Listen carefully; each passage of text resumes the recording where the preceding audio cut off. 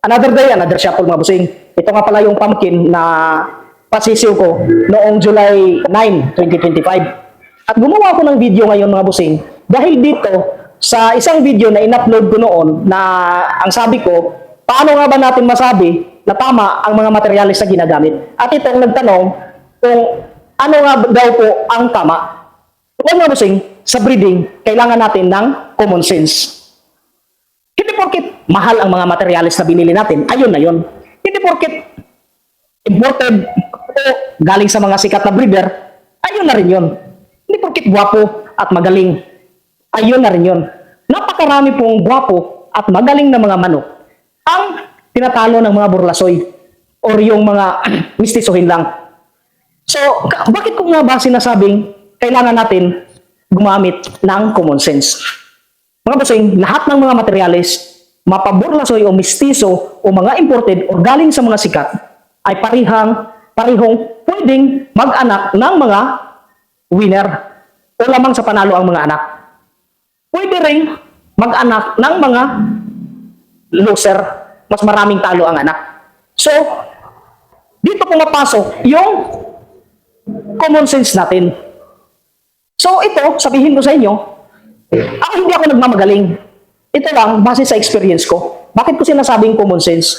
Mga bossing, sa breeding, kung anong mga materialis natin, kung ano yung mga ginagamit natin, na lamang sa panalo ang mga anak, magandang pangipay na yon.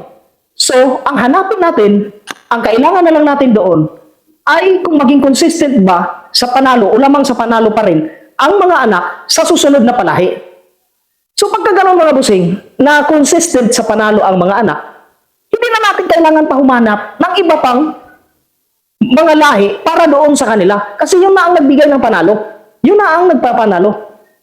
Sa labanan mga bossing, panalo ang kailangan. Hindi payabangan. Hindi payabangan na kung saan galing yung mga materialis natin, kung ano yung mga ginagamit natin, kung ano ang mga pangalan ng mga bloodline. Ang importante, lamang sa panalo ang mga palahi natin. Kaya dapat natin obserbahan at kailangan din natin na bantayan kung alin sa mga materialis natin ang pinagpares natin na lamang sa panalo. So yun na lang ang uulit-ulitin natin. Kaya ako sinasabi na common sense. Dahil hindi porket galing sa sikat na breeder o imported, magaling o gwapo o mahal ang pagkabili nyo, hindi po ibig sabihin na yun sila. Yun na yung mga materialis na magbigay sa inyo ng panalo. Hindi po ganun. Kailangan mag-observe. Kailangan yung obserbahan ng maigi kung nananalo ba yung mga anak ng pinapalahi nyo. Kung alin doon sa mga ginagamit nyo ang may mataas na porsyento ng panalo. So, yun po yung mga bossing. Ang ibig kong sabihin na dapat common sense ang gamitin natin.